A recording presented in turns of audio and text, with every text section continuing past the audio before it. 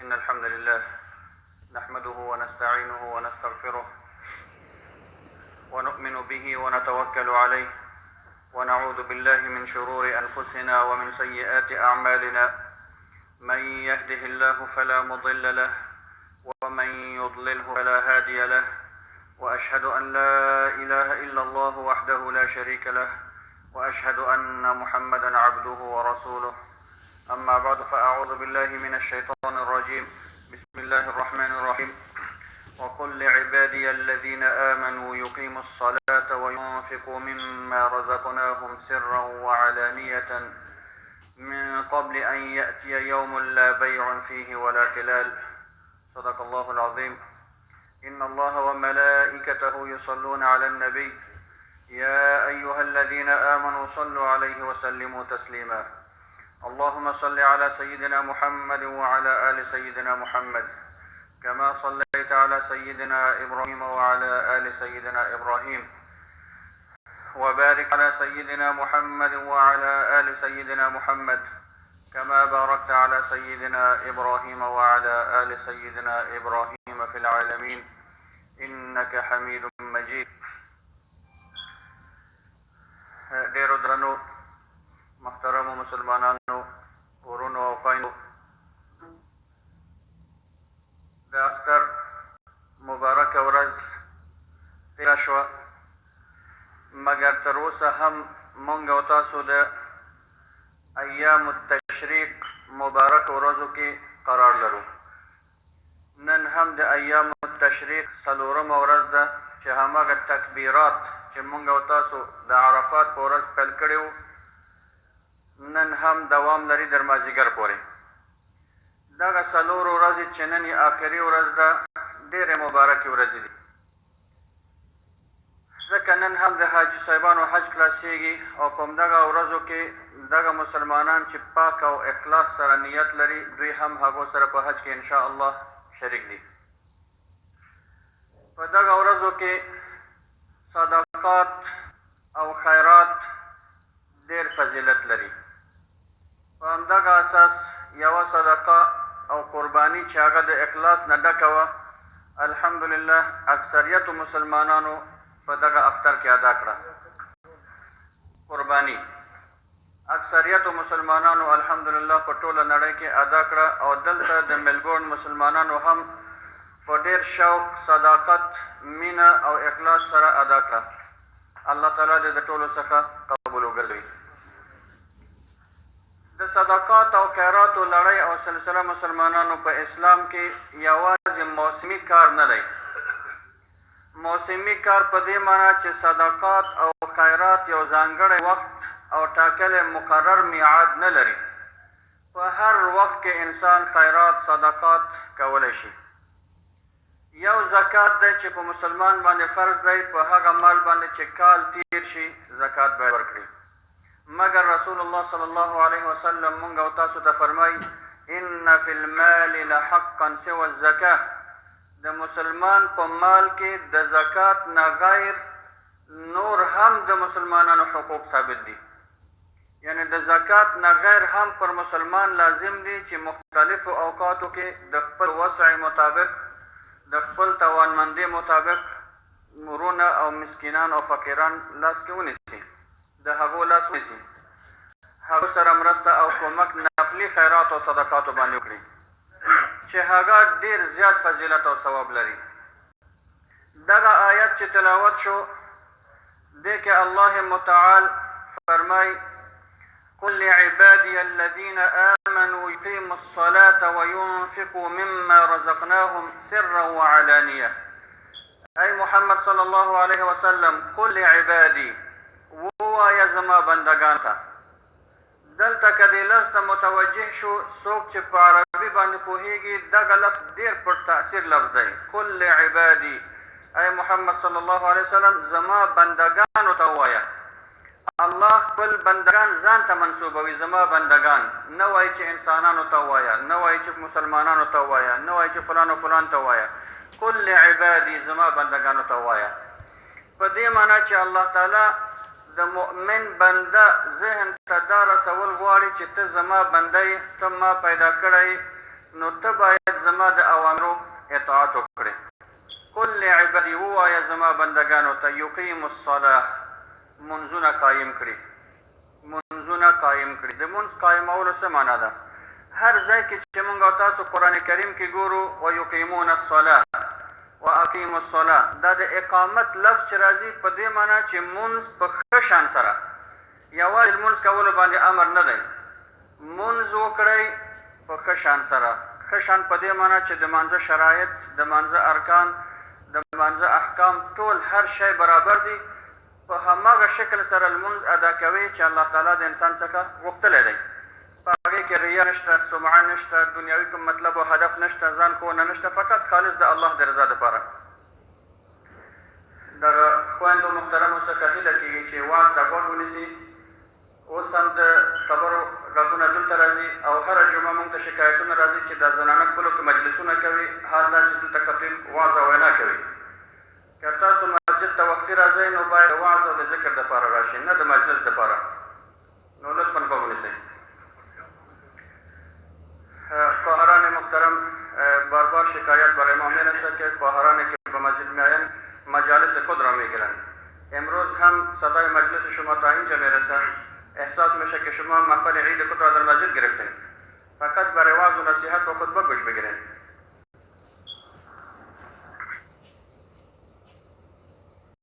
نو دلته الله متعال فرمای قل لعبادي ای محمد صلی الله علیه وسلم ووایه زما بندگانو ته یقیموا الصلاة چې دوی لمونځونه قایم کړي.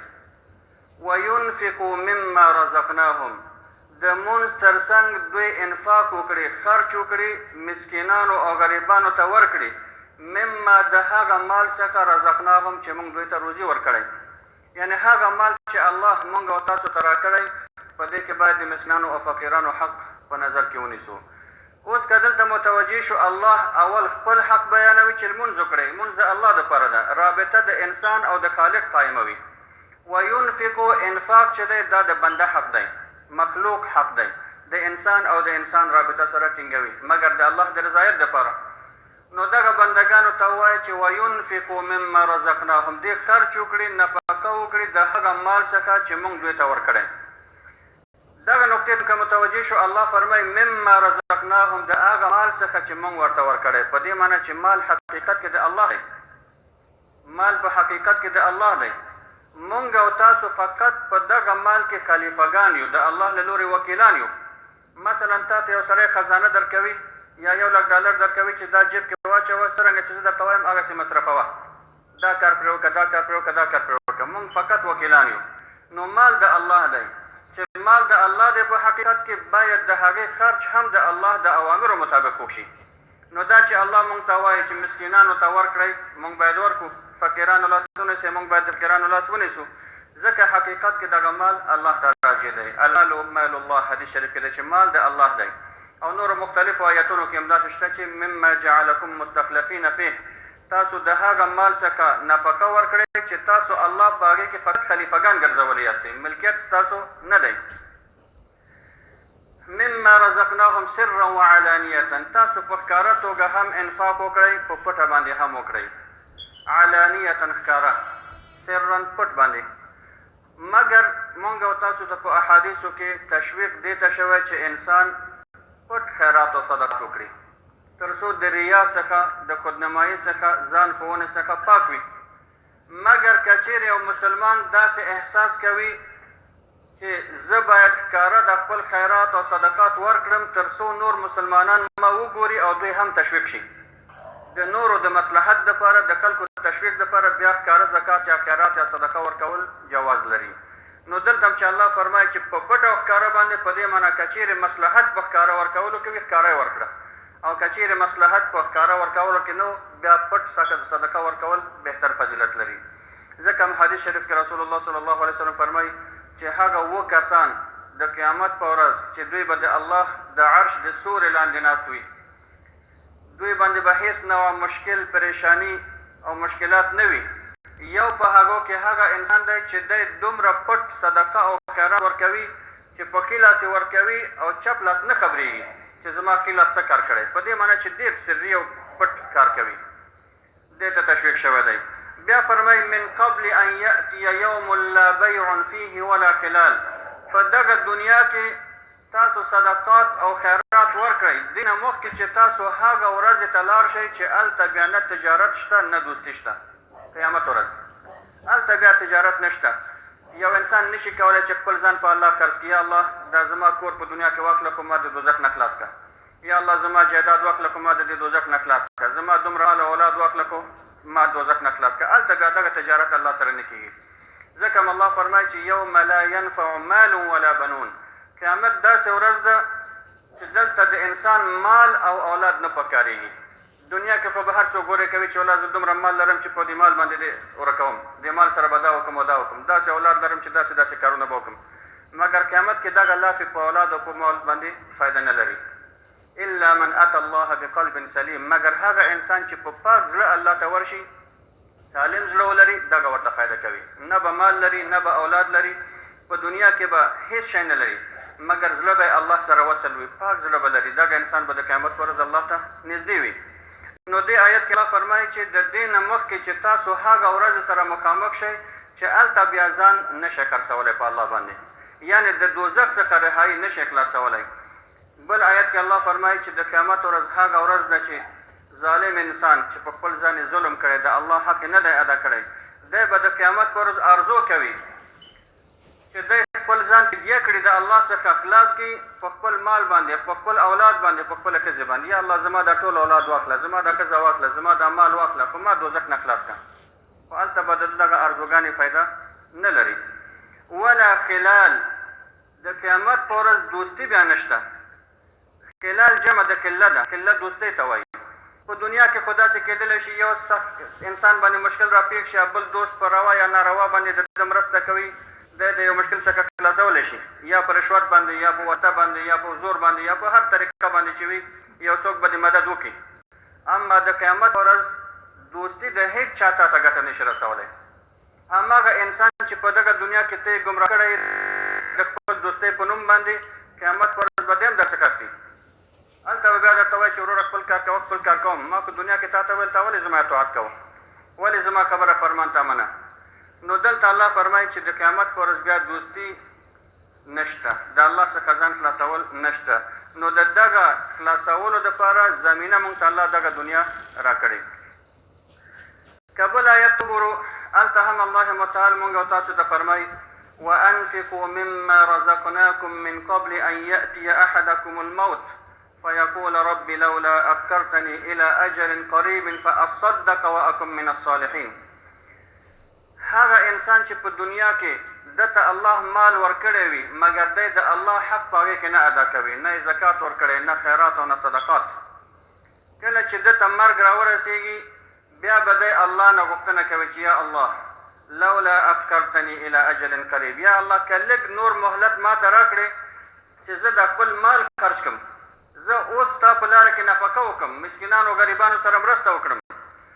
هغه وخت چې د ژوند درلوده متوجه نه و، مګر کله چې ورته مرګ راغی اوس تقاضا کوي چې یا الله ما ته لږ نور مهلت راکړه. نو دلته دغه انسان چې بیا آرزو او تمنا کوي، خواهش کوي، هیله کوي، دی دا نه وایي چې یا الله ما ته مهلت راکړه چې زه خدای پاماني وکړم، یا الله ما ته مهلت راکړه چې روژه ونیسم یا حج وکړم، مګر د صدقې آرزو به کوي چې زه نفقه وکړم، زه صدقه ورکړم، زه خیرات ورکړم، زه مسکین او غریب سره مرسته وکړم. مګر دلته الله بیا ورته وایي چې اوس تا نه چانس تیر شوی دی، تا ته ما 80 کاله 80 کاله 80 کاله عمر درکړی و، تا ته مې مال درکړی و، تا ته مې پیغمبر درلېږلی و، تا ته مې قرآن درلېږلی و، تا ته امام د مسجد وینا کړې وه، بل مسلمان درته ویلي و، تا په دې غوږ باندې اورېدلي و، مګر هغه وخت د تکبر کوه، د الله د اوامرو څخه د نافرماني کوله، اوس وخت کې تا ته فایده نه رسوي. ځکه مرګ چې انسان په سترګو وګوري، هر انسان بیا تمنا کوي چې زه کاشکې داسې وکړم او داسې وکړم. فرعون به د خدایي دعوه کوله، مګر کله چې په بحث کې غرق شو هلته یې بیا هغه وکړه آمنت بما آمنت به بنو اسرائیل یا آمنت برب موسی و هارون. اوس زه د موسی او د هارون په رب ایمان وړم. نو الله ورته فرمایي الآن قد كنت من قبل من الكافرین. اوس ایمان راوړې، ټول عمر د خدایي دعوې کولې، اوس چې مرګ په سترګو ګورې اوس وایي چې زه ایمان راوړم په موسی او د هارون په رب باندې. نو د مرګ په وخت کې بیا د تمناګانې او ارزوګانې او د قیامت په ورځ فایده نه لري. کله چې دغه آیت نازل شو مسلمانانو لن تنالوا البر حتى تنفقوا مما تحبون، ای مسلمانانو تاسو کامیابی نشئ حاصلولی. کامیابی نه مراد جنت دی.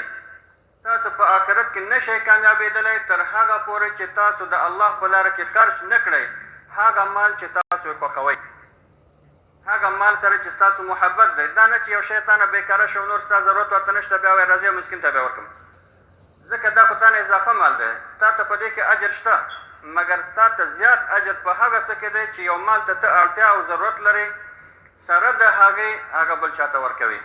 ځکه خو رسول الله صلی الله علیه وسلم فرمایي، مفهوم د حدیث دی چې بهترینه صدقه او خیرات هغه مال دی چې ته یې چا ته ورکوي وانت صحیح شحیح، چې ته هم روغ رمټ یې، مریض نه یې او همدغه مال او همدغه جنس ته اړتیا لرې، سره د دې چې ته ورته ضرورتمند یې بیا یې هم یو مسکین ته ورکوي. نو دغه صدقه او خیرات دی، دې ته فداکاري وایي، دې ته ایثار وایي.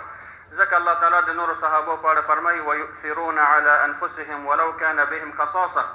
صحابه کرامو مدح الله فرمایي چې دوی دغسې مؤمنانو چې دوی خپله به مشکل کې وو مګر د بل مسلمان مشکل ته به یې خپل ځان باندې اولویت ورکوه. یو نفر به تږی و د تن نه به مړ کېده، خو ویل به چې دغه اوبه د بل مسلمان ته ورکړه چې د هغه ژوند نجات پیدا کړي. یعنې خپل ځان باندې به مشکل تحملوه د بل مسلمان د نجات او د مرستې دپاره. نو کله چې دغه آیات نازل شو چې تاسو کامیابي یعنی جنت نشئ حاصلولی تر هغه پورې چې د الله په لاره کې خرچ او نفقه نه کړئ هغه څه چې تاسو یې خوښوئ، ستاسو ورسره محبت دی. صحابو کرامو ته که وګورو مسلمانانو، دوی به چې کله د الله حکم نازل شو فورا به دوی تطبیق کوو په ځان باندې، فورا به په هغې عمل کوو. ابو طلحه رضی الله عنه پاسېده ویل یا رسول الله، زما په مال کې تر ټولو محبوب ترین مال چې ما ته دی هغه زما یو باغ دی. دغه باغ د مدینې منورې مسجد نبوي ته مخامخ نږدې و او دې کې د اوبو یو چینه یا کوهی و چې ډېرې خوږې اوبې درلودلې. پیغمبر صلی الله علیه وسلم به کله کله دې باغ ته ورننوته فقط د اوبو څښلو دپاره. اوبه یې وایي ډېرې ښې اوبه وې، دې کې ډېرې خرماوې ونې وې. ابو طلحه رضی الله عنه راغی ویل یا رسول الله، زه دغه خپل باغ چې ما ته تر ټول مالونو ډېر غوره او محبوب ترین ډېر خوږ مال دی، زه دا الله دپاره وقف کوم. رسول الله صلی الله علیه وسلم چې د دغه فداکاري او دغه محبت او انفاق یې ولیده نو رسول الله صلی الله علیه وسلم ډېر زیات تشویق ویل چې ډېره ګټوره تجارت، ډېر ګټور تجارت دې وکړه، ډېر ګټور تجارت دې وکړه. یعنې ستا دغه تجارت الله ته قبول شو. دغه تجارت الله سره دی چې زه تا ته باغ در کوم ته ما ته جنت راکړه، زه ستا په امر باندې دغه باغ مسکینانو ته وقف کوم ته ما ته د دې مقابل کې اجر راکړه. دا الله سره تجارت دی. نو رسول الله صلی الله علیه وسلم ورته وفرمیل چې ډېره ګټور تجارت دې وکړه. نو هغه باغ یې مسکینانو فقیرانو ته وقف کړ. دا د صحابو کرامو عمل و. مګر همدا حکم موږ او تاسو ته هم ده چې هر کله انسان زکات ورکوي، خیرات ورکوي، صدقه ورکوي، چا سره مرسته کوي، د شیطان وسوسه باید په زړه کې پرېنږدي. ځکه همدغه وخت کې شیطان ډېر کوشش کوي چې ستا زړه کې شک واچوي، شکوک واچوي، ویرې واچوي. ولا دغه پیسې چې ته ورکوي دا ستا خپل اولاد به څنګه شي، دا ستا زوی چې آینده کې پوهنتون ته ځي دی به څنګه شي، دا ستا زوی چې واده نه دی کړی دا به سره کم شي، دا د کور کرایه به څنګه شي، دا به څنګه شي، دا به څنګه شي. 50 قسم شکوک او شبهات ستا زړه کې اچوي تر څو تا د دغه صدقې او خیرات او د الله د حکم د تطبیق څخه مانع وګرځي. نو انسان باید کوشش وکړي چې شیطان وسوسې ته زړه کې ځای ورنه کړي. ځکه بل آیت کې الله تعالی فرمایي من ذا الذي يقرض الله قرضا حسنا فيضاعفه له اضعافا كثيره. څوک دی چې الله ته قرض ورکړي، څوک دی چې الله ته قرض ورکړي او الله تعالی د ده قرض ده ته بېرته څو چنده اضافه ورکړي. یعنې ته $10 الله ته قرض ورکړه الله به تا ته $10,000 بېرته درکړي. څوک دی چې الله ته قرض ورکړي الله تا ته بېرته څو چنده اضافه درکړي. الله خو د چا قرض ته ضرورت نه لري، مګر د دې نه مراد دا دی چې څوک دی د الله دپاره مسکین سره مرسته وکړي. د دې مثال داسې دی لکه الله سره چې مرسته کړې وي، الله تعالی به څو چنده اضافه درته ورکړي. او موږ تاسو ته عمومي قاعده په قرآن کې دا بیان شوې چې من جاء بالحسنة فله 10 امثالها. هر هغه انسان چې یوه نیکي کوي الله متعال دته د 10 نیکیانو اجر ورکوي. که ته $1 ورکوي الله تعالی تا ته د $10 اجر درکوي. بیا حدیث شریف کې دی چې تر 200 چندو پورې هم الله ورکوي. $1 ورکه تا ته الله تعالی ستا په نیت او اخلاص او صداقت باندې د $200 اجر الله تعالی تا ته درکوي. هم ستا په باقي مال کې برکت اچوي، هم تا ته سکون او اطمینان درکوي، هم په اولاد کې د برکت کېږي، هم په ژوند کې د برکت دی. او په ضمن کې مادي شکل باندې هم الله تعالی تا ته د هغې عوض درکوي. دا تجربه شوې خبره ده. هر څوک چې د الله دپاره یو پاک نیت باندې $50 ورکړه، ډېر لنډ وخت کې به ته داسې یو مدرک نه یو عاید تا ته راشي چې ستا تصور نه کوو. څو چنده اضافه مال به تا ته الله تعالی یو لاره درته خلاصه کړي. هغه انسان چې مال لري او په دې خپل مال کې بخیلي کوي، دې ته هر ورځ ملایکې خیرا کوي، ملایکې ورته خیرا کوي. او هغه انسان چې مال لري او دی د الله حق په دې کې ادا کوي، د مسکینانو حق ادا کوي، دې ته ملایکې دعا کوي. ځکه رسول الله صلی الله علیه وسلم فرمایي: ما من يوم يصبح العباد فيه إلا ملكان ينزلان فيقول أحدهما اللهم أعط منفقا خلفا ويقول الآخر اللهم أعط ممسكا تلفا. هیڅ داسې ورځ نشته چې د مؤمنانو باندې سهار شي مګر دوه ملایکې راځي، دوه ملایکې راښکته کېږي او هر یو غږ کوي. یو یې غږ کوي چې اللهم اعط منفقا خلفا، یا الله هغه انسان چې ستا په لاره کې انفاق کوي، خرج کوي، ده ته خلف ورکه، عوض ورکه، ده ته اجر ورکه، د ده مال څو چنده اضافه کړه. او د ملایکو دعا مستجابه ده، ځکه یو ملایکه دعا کوي نور پرې امین وایي. همدغه دی چې هر انسان د الله په لار کې مال ورکوي، ده کې برکت دی، ژوند کې، مال کې، هر څه کې برکت دی. بله ملایکه دعا کوي چې بددعایي کوي: اللهم اعط ممسکا تلفا، یا الله ممسک ته، بخیل انسان ته چې ستا حق نه ادا کوي، ده ته نقصان ورکه، تاوان ورکه. نو د ملایکې دغه دعا چې دغه انسان ته تاوان ورکړه، دا څو معناګانې لري. یو تاوان خو همدا دی چې دا مال یې ضایع شي، هر شي، ځکه دی د الله حق نه ادا کوي. کله د تاوان نه مراد دا دی چې په شمېر کې به دا مال ډېر زیات وي، دی به هر ورځ شماري چې دا 10 لکه شو، دا 15 لکه شو، دا 20 لکه شو، مګر برکت به په دې کې نه وي، د ده سکون به په دې کې نه وي، اطمینان به په دې کې نه وي، قلبي راحت به په دې کې نه وي. همیشه په همدې ویره کې دی چې دا مال مې څوک ونه کړي، دا رانه ورک نه شي، دا غل ونیسي، دا ونه کړي. د دې مال څخه به هېڅ ګټه نه شي اخیستلی. فقط په همدې به خوشحاله وي چې دا شمېرې به 20,000 1 لک شو، 80,000 شو، 90,000 شو، نور به ده ته هېڅ فایده نه رسېږي. ځکه انسان څومره مال نه استفاده کولی شي. ستا مال هماغه ده چې ته یې اغوندې، ستا مال هماغه ده چې ته ترېنه استفاده کوې، خوړل شي. ستا مال هماغه ده چې ته په هغې کې سکونت کوې، دې نه اضافه ته څه شی کولی شي. مال په بانک کې پروت دی، خوشحالي ورته ته کوې چې دا زما پیسې دي، قبر ته شوق ځان سره نه شي وړلی. نو په همدغه اساس دغه ملایکې بخیل انسان ته ممسک ته خیرا کوي. حدیث شریف کې راځي، رسول الله صلی الله علیه وسلم فرمایي: هغه انسان چې د الله په لاره کې صدقه ورکوي، دی به د دې خپلې صدقې د سورې لاندې وي، یعنې د همدغه صدقې برکت به پر ده باندې پروت وي تر هغه وخته پورې چې دی په محشر کې د الله حضور ته ودرېږي، حتی یفصل بین الناس، تر څو چې د مسلمانانو ترمنځ الله تعالی فصل او حکم وکړي، قضاوت وکړي، د دغه صدقې برکت ثواب به دغه انسان ته رسېږي. دی به د هغې په سیوري کې وي، ظل سوري ته وایي، د دې صدقې برکت او سوری به په دغه انسان باندې وي. رسول الله صلی الله علیه وسلم بل حدیث شریف فرمایي: وایي زه که چیرې زما دپاره یا ما د احد د غر عمره سره زر درلودلی، نو زه به په دې نه وم خوشحاله چې زه سره زر لرم. زه به په دې خوشحاله شوی وی چې ما دغه د احد د غر عمره سره زر چې ما سره دي، دا مې ټول تقسیم کړی وی په خلکو کې، الا ان اقول به فی عباد الله هکذا وهکذا وهکذا. زه به په دې خوشحالېدلی چې دغه سره زر مې ټول د الله په بندګانو کې تقسیم کړی وی. پیغمبر 3 طرف ته لاس اوږدوي، هکذا وهکذا وهکذا، دې طرف ته، دې طرف ته، دې طرف ته، یعنې هر لوري ته مسکینانو ته مې دا ورکړی وی. فقط دومره څه مې ځان ته ساتلی وی چې خپل قرض مې په هغې باندې خلاص کړی وی. نور به ما سره د دې فکر نه وی چې دا مال مې څنګه شو، ځکه دا د مال ساتل خپله مې مسد دی. ته ترې نظیر مال در نه پاتې کېږي، په دغه مال باندې عیاشي ستا ورثه کوي، اما ګناه ځان سره ته په هغې کړې، زکات تا نه دی ورکړی، خیرات تا نه دی ورکړی، صدقه تا نه ده کړې، ګناه تا ځان سره یوړو، مال اولاد ته پرېږدي، نو د هغې به تا ته څه فایده ورسېږي. انسان هماغه دی چې د خپل مال څخه په خپله ګټه واخلي، بل چا ته پرې نه ږدي. مسلمانانو حدیث شریف کې رسول الله صلی الله علیه وسلم فرمایي: من نفس عن مؤمن كربة من كرب الدنيا نفس الله عنه كربة من